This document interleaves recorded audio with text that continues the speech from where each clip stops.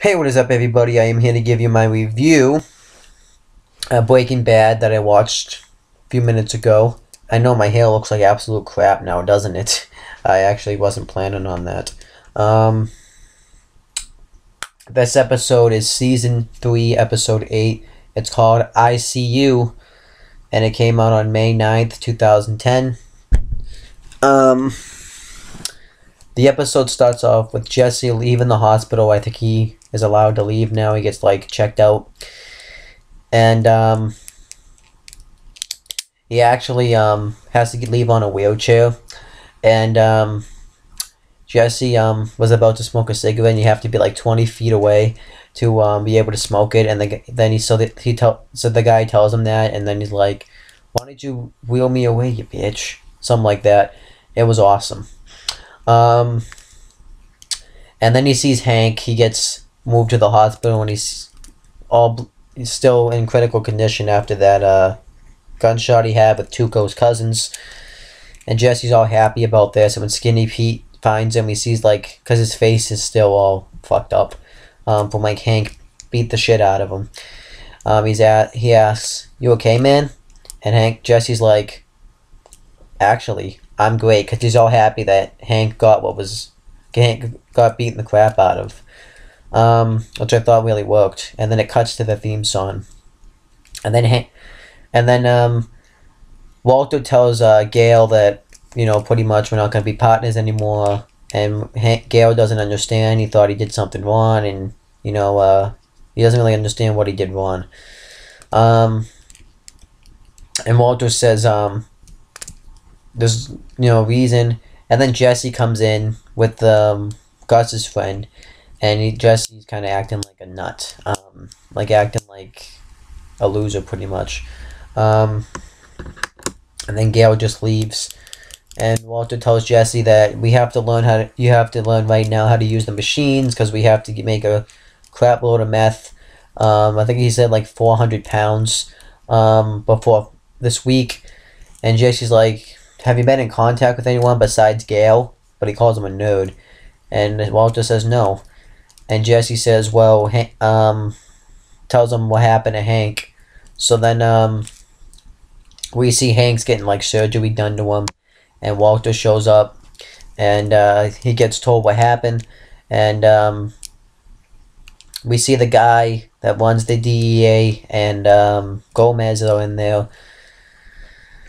And the guy that runs the DEA says that Hank didn't have his gun, and Marie's like, why didn't he have his gun? And he says, well, I had to suspend him after the assault. So that Marie goes off on him, tells Gomez, you're supposed to be his partner, and you just betray him and go to El Paso when he really needed you. And he says, you guys, you're supposed to make sure all your DEA agents are okay. And can protect themselves, but Hank didn't have his gun, so he couldn't defend himself, and if he had been able to defend himself, he wouldn't be in this situation right now, if he had had his gun. I'm not necessarily sure if that's true, because the guys did kind of jump him, so maybe he could have turned around and then shot him, but remember they had those vests on, so, I mean, I'm not sure. So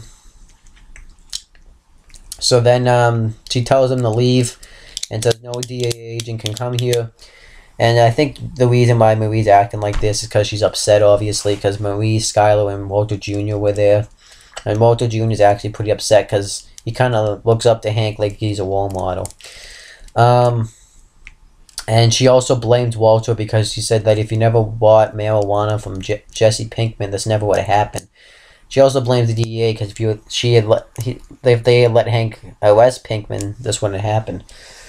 So then Hank's just upset. So Marie's pretty much upset, but I thought she was great here. And I noticed Skylar has a nice rack, if you know what I mean. I actually thought she was hot in this episode. She's actually been hot ever since she's not pregnant anymore. Then what happens next? Walter gets a phone call from Jesse, and he wants to start cooking, but he can't because he doesn't know how to use this technology that's in there. And Walter says, we will start cooking soon after this family situation's over. And Jesse says, well, we have to make a lot by the end of the week. And then Skylar shows up, and he acts like he's having a different conversation, and Skyler's like, we're gonna get some breakfast for Marie and Walter Jr. And then Walter asks, do you know who that was? So then Skyler looks at him like she's pissed at him.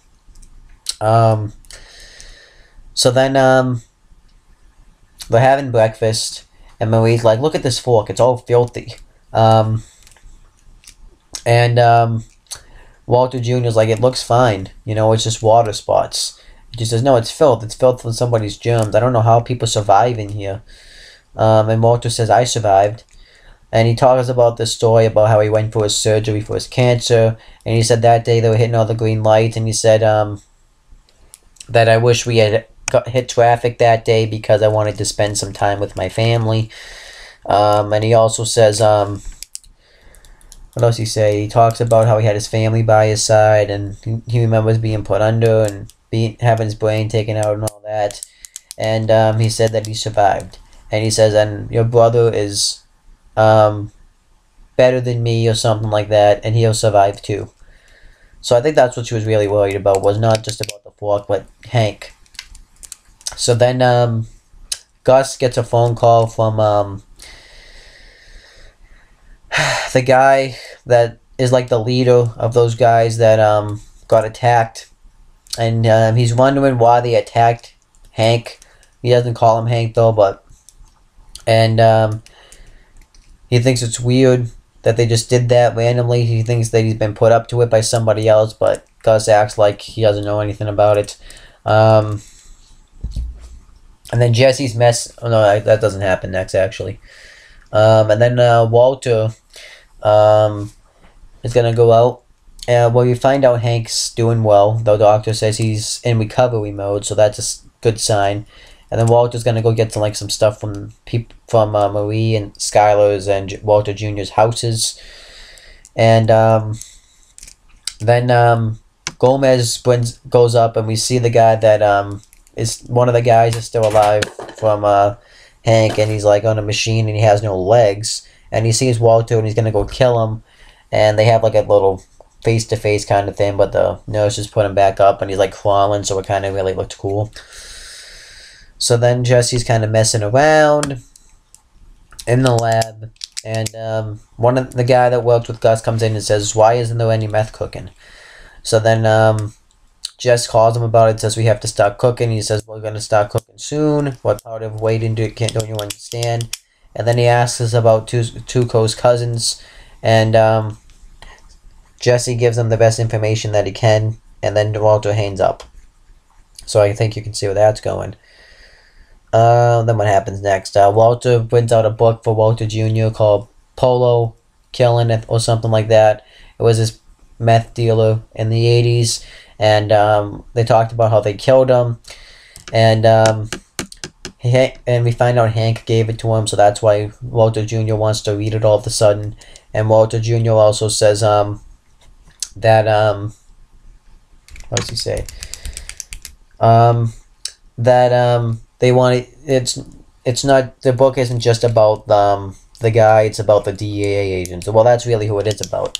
And then he gets a call, and yeah, I think that was actually the call he got. No, he gets a call from Gus, and Walter makes up this BS excuse about why he's not finished cooking the meth yet, because he says that they've been working really hard, but he says Gail kind of slowed them down, and they just had a slow process. So he said that we're going to make more by the end of the weekend.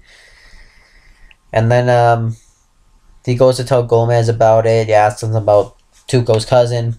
And then we find out Gus is delivering food from Polo's. So then they meet them, and he talks about Hank's condition. So then when he leaves, Walter talks to him privately and asks like how you knew. He says that you knew all along that Hank was my brother-in-law. And he says,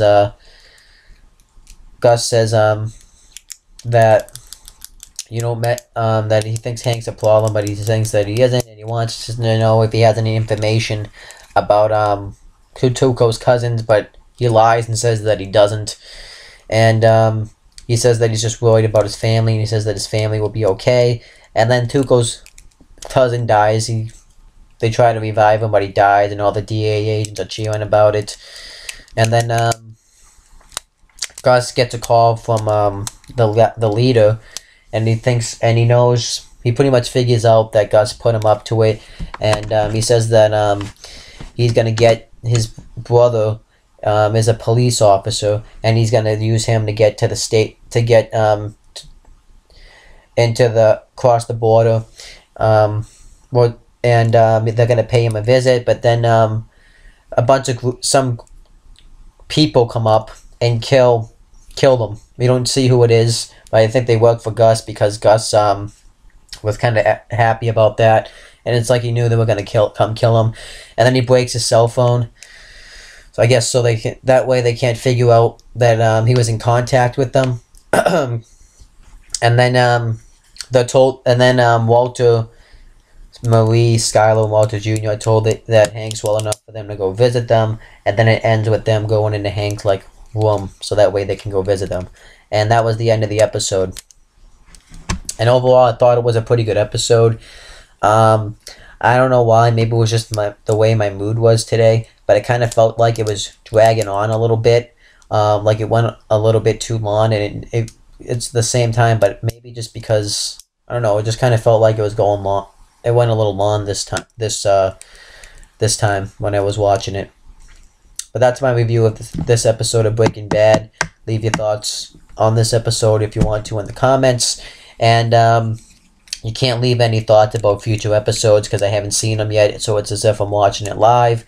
And I'll probably be back at some point throughout the week to give you another video. And if you want to subscribe, you can click right here to watch more Breaking Bad reviews that I have on this playlist, or other content on this channel. And that's pretty much it, guys. See you later.